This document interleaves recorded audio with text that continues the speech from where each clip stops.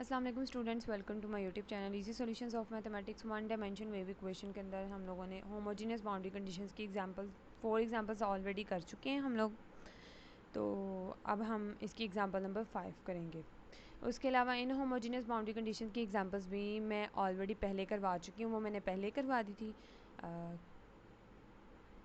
तो ये मैंने बाद में करवाई है, तो उनकी वीडियोस भी ऑलरेडी अपलोडेड है। तो आज होमोजीनियस का टॉपिक भी हमारा कवर हो जाएगा। तो इस तरह से हमारा वन डायमेंशन हीट और वन डायमेंशन वेव दोनों का जो टॉपिक है वो कवर हो जाएगा इंशाल्लाह। इसके बाद हम लोग टू डायमेंशन का टॉपिक स्टार्ट करेंगे, हीट और वेव का। आज जैसे एग्जाम्पल नंबर 5 इंपॉर्टेंट है और थोड़ी डिफरेंट भी है एग्जाम्पल्स, तो इसके अंदर क्योंकि केसेस बन रहे हैं तो इनको हमें केसेस के साथ डिस्कस करना है। तो जैसा कि हमें नज़र आ रहा है कि एग्जाम्पल की जो बाउंड्री कंडीशन है वो इक्वल टू 0 है, मीन्स के होमोजीनियस बाउंड्री कंडीशन है। उसके बाद हम लोगों ने क्या किया, u को इज़ इक्वल टू, हमने जिस तरह होमोजीनियस होता है तो हम उसके अंदर सेपरेशन ऑफ वेरिएबल को अप्लाई करते हैं, तो हमने u को x ऑफ x और t ऑफ t के इक्वल हम लोगों ने पुट कर दिया। पूरी इक्वेशन के अंदर हम लोगों ने इस तरह से u को पुट कर दिया। उसके बाद हम लोगों ने इसमें से जो चीज़ जो x और t है ना, तो अब विद रिस्पेक्ट टू t जो है उसका डबल डेरिवेटिव है, तो हम x को बाहर निकालेंगे, t अंदर ही रहेगा। इसी तरह से यहाँ से भी हम x को बाहर निकालेंगे और यहाँ से x और t दोनों आ जाएंगे, यहाँ से भी हम लोग t को बाहर निकालेंगे।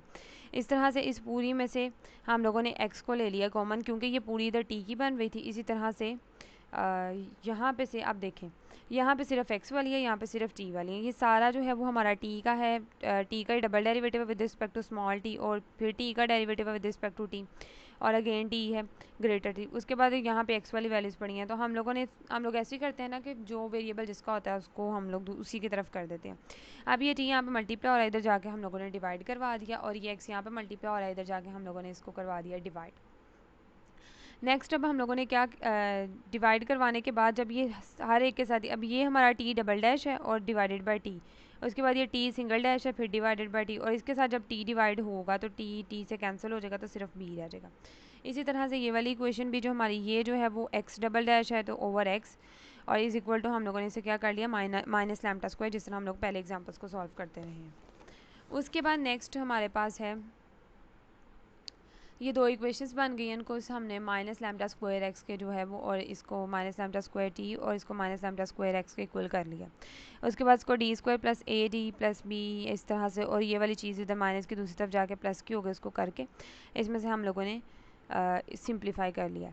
अब ये देखें, हम डी की फॉर्म में जब इसको कन्वर्ट कर रहे हैं तो बी प्लस लैम्डा स्क्वायर एक कांस्टेंट के तौर पे रहेगा, बाकी के साथ डेरिवेटिव डी आ रहे थे तो हमने उसके साथ लिख दिया।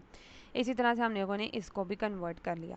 अब हमने इस वाली इक्वेशन को जब सॉल्व किया है तो इसके ऊपर वो हमने क्वाड्रेटिक फार्मूला लगाया है, उसके अकॉर्डिंग हमारे पास ये रूट्स बन रहे हैं इसके। और दूसरी तरफ हमारे पास ये जो एक्स है, एक्स के लिए जब हमने सॉल्व किया है तो फ्रॉम टू डी के ये वाले दो रूट्स बने, जिससे एक्स वाला सोल्यूशन ये बन रहा है हमारा। उसके बाद अब देखें हमारी जो बाउंड्री कंडीशन है, X of zero is equal to zero और X of L is equal to zero आ गई है।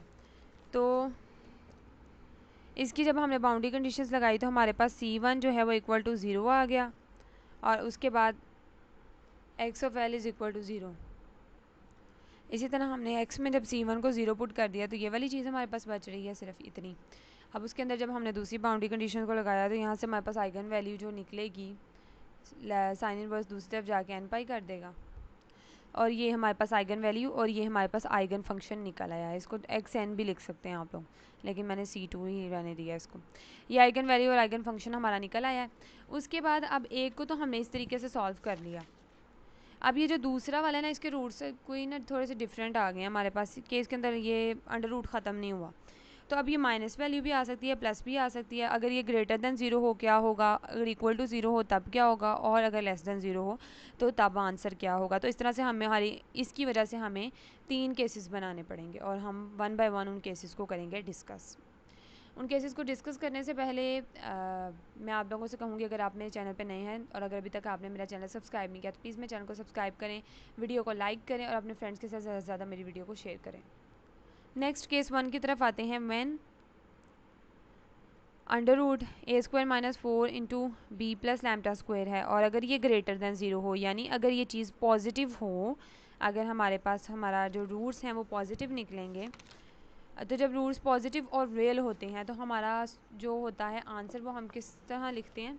अगर रूट्स रियल होते हैं और पॉजिटिव भी बल्कि रहने दें, अगर पॉजिटिव भी बल्कि होते हैं रियल और पॉजिटिव हों तो हम लोग उसको किस तरह से लिखते हैं, C1 यानी कांस्टेंट नंबर 1 और प्लस वाली वैल्यू को हम इस तरह से लिखते हैं। तो जो अगर ये चीज़ जो है वो ग्रेटर देन 0 होगी तो ये वाले जो रूट्स हैं वो हमारे पास रियल और पॉजिटिव होंगे। तो एक दफ़ा प्लस में हम लोग एक्सपोनेंट की पावर में लिखेंगे +C2 और वो एक दफ़ा माइनस वाली वैल्यू को हम लिखेंगे जिस तरह हम लोग रियल और पॉजिटिव के लिए पहले करते होते थे।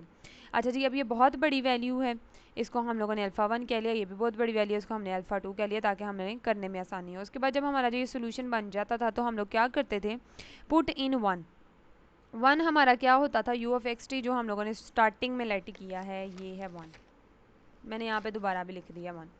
इसको 1 के अंदर जब हमने इन वैल्यूज़ को पुट करना है, x(x) हमारा सेम ही रहेगा, वो C2 sin of lambda n over C lambda n आना है, ये क्या लिखा गया n, और यहाँ पे जो t की अभी अभी हमने वैल्यू निकाली है वो आ गई। अच्छा, तो इस तरह से हम लोगों ने यू लिख लिया, प्रिंसिपल ऑफ सुपरपोजिशन जिस तरह से हम लोग लगाते थे सेम एज इट इज़ हम लोगों ने कर लिया, मतलब हम लोगों ने इसके तीन सोल्यूशन करने हैं। अब ये वाला हमारा बन गया। इसके बनने के बाद हम लोग क्या करते हैं, अब इनिशियल कंडीशन हमारी डिफरेंट हो जाती हैं। ज़ाहिर है जब भी हम किसी सोल्यूशन पे इनिशियल कंडीशन या तो इनिशियल कंडीशन डिफरेंट होती है, लेकिन ये क्वेश्चन क्योंकि एक वही है तो इनिशियल कंडीशंस तीनों केसेस में वही रहेंगी, लेकिन जो आंसर है ना वो डिफरेंट देंगी, जाहिर सी बात है क्योंकि रूट्स हमारे डिफरेंट निकलेंगे। तो हमारी पहली इनिशियल कंडीशन जो है वो मैंने जब इसके ऊपर अप्लाई की है तो एक्सपोनेंट की पावर्स में जब 0 आया है तो वो a बन गया और ये b बन गया और ये इज़ इक्वल टू f(x). अब ये वाली चीज़ f(x) के इक्वल है तो इस पूरी चीज़ को हमने f(x) के इक्वल रख दिया।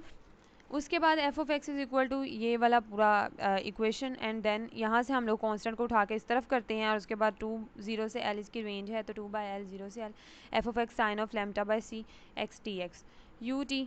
उसके बाद जब हम लोगों ने उसका अपने u(x)t जो हमारा निकला था हमने उसका लिया है डेरिवेटिव, और डेरिवेटिव लेने के बाद अब हमने उसके ऊपर दूसरी कंडीशन अप्लाई करनी है जो कि हमारी इक्वल टू 0 है। दूसरी इनिशियल कंडीशन जब हम लोगों ने इसके ऊपर, अब जाहिर है जब हमने u का डेरिवेटिव ले लिया है, u कौन सा u(x)t ये वाला है, तो वैसे बार बार बता रही हूँ लेकिन बताने की ज़रूरत है नहीं। वैसे यहाँ पे इसका विद रिस्पेक्ट टू t हम लोगों ने डेरिवेटिव ले लिया, उसके बाद हम लोगों ने t की जगह पे यहाँ पे t तो था ही नहीं तो 0 बिन, तो इस पूरी वैल्यू की जगह हम लोगों ने 0 पुट कर दिया।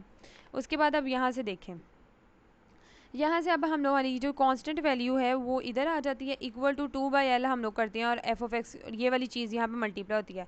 यहाँ तो यहाँ पे f(x) होता है वो तो मल्टीप्लाई हो जाता है, लेकिन f(x) की जगह पे अब फंक्शन हमारा 0 है तो यहाँ पे ये इक्वल टू 0 आ गया। उसके बाद अब ये तो इसका तो डायरेक्ट आंसर ही नहीं कोई निकल रहा, तो हम लोग दोनों में से किसी एक वेरिएबल के निकालेंगे क्योंकि स्टार्टिंग में a है तो मैंने फिर a की पहले वैल्यू निकाल ली है। a की वैल्यू निकालने के बाद ये मैंने a की वैल्यू निकाल ली। उसके बाद ये इक्वेशन नंबर 2 हमने इसको नाम दिया था, ये a प्लस बी थी। अब ये एक तरह से a प्लस बी करके आगे फंक्शन पड़ा हुआ है। अब यहाँ पे से मेरे पास a की वैल्यू निकल आई है in the form of b, a की value in the form of b निकल आई, तो क्या मैं इसकी जगह पे पुट कर सकती हूँ? जी बिल्कुल कर सकती हूँ, मैं इसकी जगह पे पुट करूँगी भी माइनस बी, यहाँ पे मैं ए की जगह पे इसकी वैल्यू पुट करूँगी minus b alpha 2 over alpha 1 plus b, और उसके बाद ये पूरी चीज़ जो है इसके इक्वल ये आ गया। उसके बाद नेक्स्ट हम लोगों ने क्या किया, यहाँ से बी को कॉमन ले लिया। बी को कॉमन लेने के बाद ये पूरी जो वैल्यू है इसको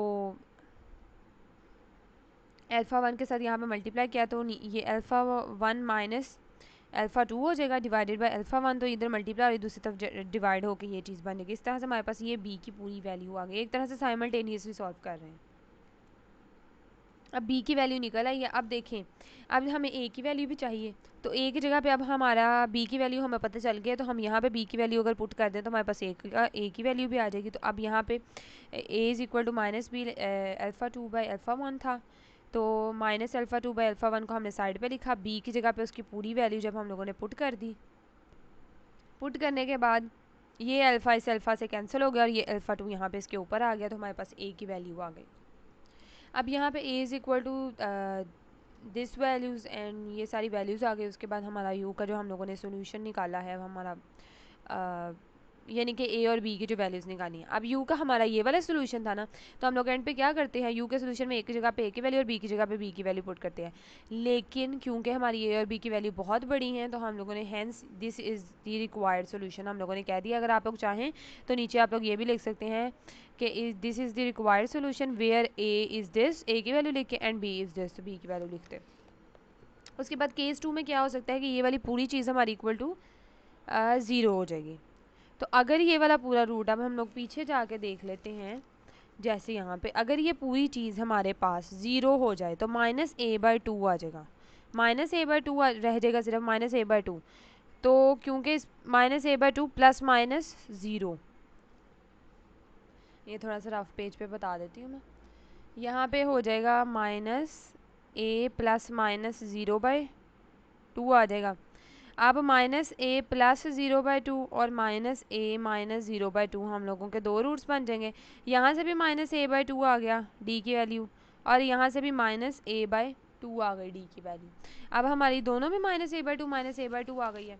तो इस वजह से हमारे जो रूट्स क्या हो गए, रिपीटेड रूट्स हो गए। तो रिपीटेड रूट्स का सोल्यूशन हम लोग किस तरह से लिखते हैं कि हम लोग c1 एक्सपोनेंट की पावर में हम लोग वो रूट लिख के, और क्योंकि हम लोग का जो सोल्यूशन है वो जो d है हमारा, वो विद रिस्पेक्ट टू t था, derivative with respect to t था ना, d यहाँ से t के रिस्पेक्ट से जो डेरिवेटिव था उससे हम लोगों ने निकाला था, t डबल डैश था with respect to t, small t derivative. तो वो चीज़ हमारे पास आ जाती है। अब c1 और उसके साथ एक्सपोनेंट की पावर में वो रूट आ जाता है, उसके बाद प्लस अगर रिपीटेड रूट्स हों तो एक दफ़ा t, अगर 3 रूट्स सेम आ जाए तो उसके बाद हम लोग एक और कांस्टेंट लिखते हैं c3t²। आप लोगों को इतना पता ही होगा किस तरह से लिखते हैं। तो दोनों में से एक्सपोनेंट को मैंने कॉमन निकाल लिया। उसके बाद हम लोगों ने अगेन u(x) x(x) t हम लोगों ने करना है। उसके अंदर x(x) की वैल्यू वही रहेगी जो हम लोगों ने स्टार्टिंग में निकाली थी। t की जो हमारी न्यू वैल्यू निकली है उसको हम लोगों ने पुट कर दिया अगेन हमारा। अब ये देखिए यहाँ पे ना वेरिएबल्स मैंने चेंज कर दी हैं, पहले भी आई थिंक मैंने किए थे। पहले a भी रख लिए, अब दूसरे में मैंने c d कर दिया। अब c2 को c1 से मल्टीप्लाई किया तो उसको मैंने c कह लिया, c2 को c2 से मल्टीप्लाई किया, c2 स्क्वायर होगा तो उसको मैंने d कह लिया। यानी कोई एक अपने से अप्रोप्रिएट आप लोगों ने नाम दे देना है। c और d उसका मैंने नाम दे दिया। उसके बाद नेक्स्ट ये हमारा u बन गया। अब उसके ऊपर अगेन हम लोगों ने इनिशियल कंडीशंस अप्लाई करनी है। इसके ऊपर जब इनिशियल कंडीशन अप्लाई की, t को 0 कर देते तो c और ये वाली बाहर वाली वैल्यू बच गई, क्योंकि एक्सपोनेंट की पावर भी 0 1 होती है। ये हो गया। इधर जो कांस्टेंट पड़ा था उसको इधर रखा, 2/l 0 से l f(x) हमने साइन सीरीज लगा ली। ये हमारे पास c की वैल्यू निकल आई। टेक डेरिवेटिव ऑफ b इस take derivative of 3, question number 3 का हम लोगों ने इसका डेरिवेटिव लिया। इसका डेरिवेटिव लेंगे तो हमारे पास सेकंड कंडीशन अप्लाई हो जाएगी। इसका अब हम लोगों ने डेरिवेटिव ले लिया, इस तरह से लिया कि प्रोडक्ट रूल अप्लाई किया ना, कि फर्स्ट वैल्यू और फिर फर्स्ट का डेरिवेटिव और प्लस सेकंड वैसे ही। पहले हम लोगों ने इसको वैसे ही रहने दिया, एक्सपोनेंट वाली का डेरिवेटिव लिया तो उसकी पावर का डेरिवेटिव आ गया। उसके बाद हम लोगों ने एक्सपोनेंट वाली वैल्यू को वैसे रहने दिया और अंदर पड़ी हुई वैल्यू को हम लोगों ने डेरिवेटिव ले लिया। नेक्स्ट अब हम लोगों ने इसको थोड़ा सा सिंप्लीफाई कर लिया कि -a/2 को हम लोगों ने कॉमन ले लिया है, और मतलब कॉमन नहीं लिया, रीअरेंज वही चीज़ लिखी है, थोड़ा सा रीअरेंज कर लिया। d को पहले ले आई हूँ, उसको ऐसे कर लिया। t की जगह पे हम लोगों ने यहाँ पे पुट कर दिया, फिर 0 कंडीशन अप्लाई करने के लिए t की जगह पे 0 पुट कर दिया मैंने। उसके बाद हमारी ये वाली जो चीज़ है इनिशियल कंडीशन के u(x)(0 = 0 है, उसकी जगह पे 0 पुट कर दिया। अब चलें जी, अब ये वाली चीज़ पूरी उठ के हमारी 0 के इक्वल हो गई। यहाँ से हमारे पास d की क्या वैल्यू आ गई है, ca/2, ये हमारी निकली है d की वैल्यू। अभी अभी हम लोगों ने एक वैल्यू निकाली है c की वैल्यू हमारी क्या निकली है, c की वैल्यू मैंने उसको मैंने इक्वेशन नंबर 5 कह लिया, c की वैल्यू हमारी ये निकली है। तो अब मैं इसके अंदर पुट कर दूंगी, यहाँ पे हम लिख देंगे पुट 5 इन इट। इस वाली में हम लोगों ने c की जगह पे उसकी वैल्यू को पुट कर दिया, a/2 बाहर मल्टीप्लाई हुआ, तो हम इस तरह से हमारे पास क्या वैल्यू आ गई, ये हमारे पास आ गई d की वैल्यू। अब d की वैल्यू प्योरली d की वैल्यू है, उसके अंदर सिर्फ एक फंक्शन x है या कोई l वगैरह जो दिए हुए हैं, यानी c नहीं है, और c की भी प्योरली उसकी वैल्यू है। तो हमारे पास c और d की वैल्यूज़ आ गई हैं। Then put c and d in equation. अब देखें जो सोल्यूशन हम लोगों ने निकाला था ना, c की जगह पे मैंने उसकी वैल्यू पुट की प्लस t, और d की जगह पे मैंने उसकी वैल्यू पुट कर दी, विच इज़ रिक्वायर्ड सोल्यूशन। अब हमारा लास्ट केस है केस नंबर 3। क्योंकि क्वेश्चन तो बहुत लंबा है, बट इस किस्म के क्वेश्चन जो होते हैं ना पेपर पॉइंट ऑफ व्यू से ज़रा इंपॉर्टेंट होते हैं, और ये करने भी चाहिए, क्योंकि एग्जामिनर के दिमाग का कुछ पता नहीं होता। अगर वो दे दे तो आप लोगों को पता होना चाहिए सोल्यूशन किस तरह से होता है। और क्योंकि थोड़ी सी डिफरेंट हैं, तो अगर पेपर पे हो डिपेंड करता है कि बहुत आसान पेपर आए तो वो बहुत आसान सवाल भी दे देते हैं, अदरवाइज़ वो इस किस्म के थोड़े से क्वेश्चन देते हैं तो ईजी लेकिन थोड़ा सा लेंथी है और थोड़ा सा दिमाग लड़ा के करने वाला है। हर क्वेश्चन इसका थोड़ा सा डिफरेंट है क्योंकि इसका जो गिवन क्वेश्चन है वो स्टैंडर्ड फॉर्म ऑफ जो वेव इक्वेशन है वो नहीं है।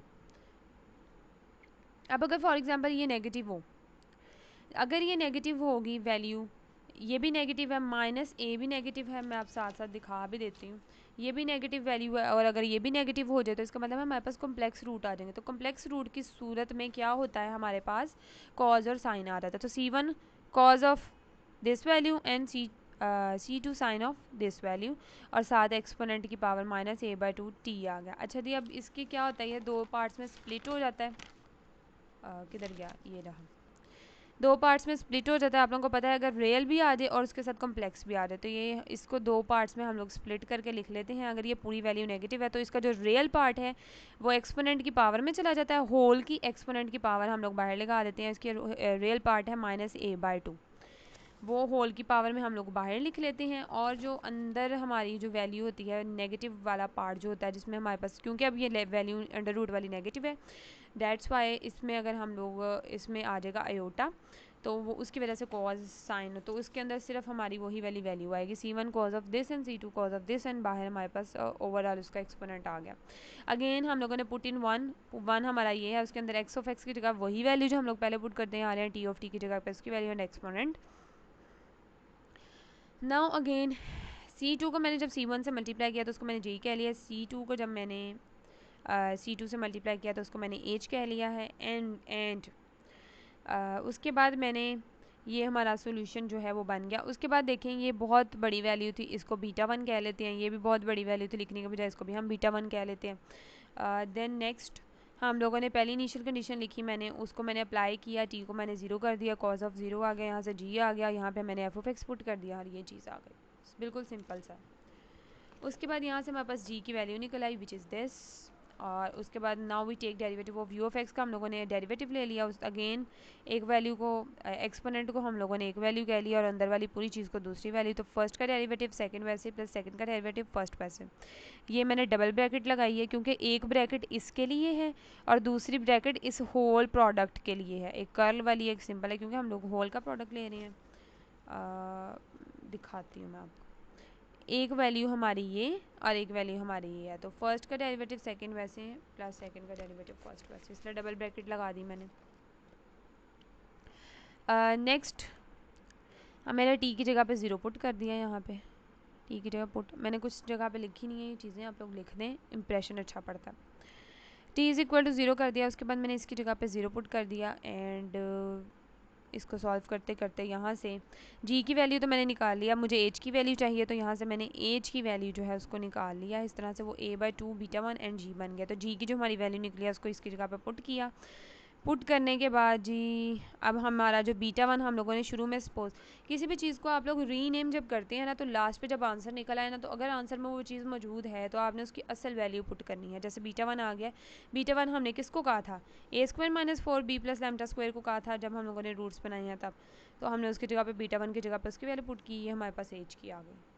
जी और एच की वैल्यू बहुत बड़ी लिखी तो हम लोगों ने यहाँ पे इसकी वो भी नहीं पुट की, दैन वैल्यूज़ नहीं पुट की और हम लोगों ने सिर्फ कह दिया कि hence this is the solution and which is required solution. तो ये कह के हम लोगों ने क्वेश्चन को एंड कर दिया। होपफुली आप लोगों को समझ आ गई होगी कि मैंने कौन कौन से पॉइंट समझाए हैं, पूरी डिटेल में समझाने की कोशिश की है। स्टिल कोई क्वेश्चन है, कोई चीज़ है, कोई कन्फ्यूजन है तो कमेंट सेक्शन है आपके पास, उसके अंदर मुझसे पूछें, आई विल रिप्लाई यू। अगर मेरा चैनल सब्सक्राइब नहीं किया तो प्लीज़ मेरे चैनल को सब्सक्राइब करें, मेरी वीडियो को लाइक करें और अपने फ्रेंड्स के साथ ज़्यादा से ज़्यादा मेरी वीडियो को शेयर करें। Thank you so much.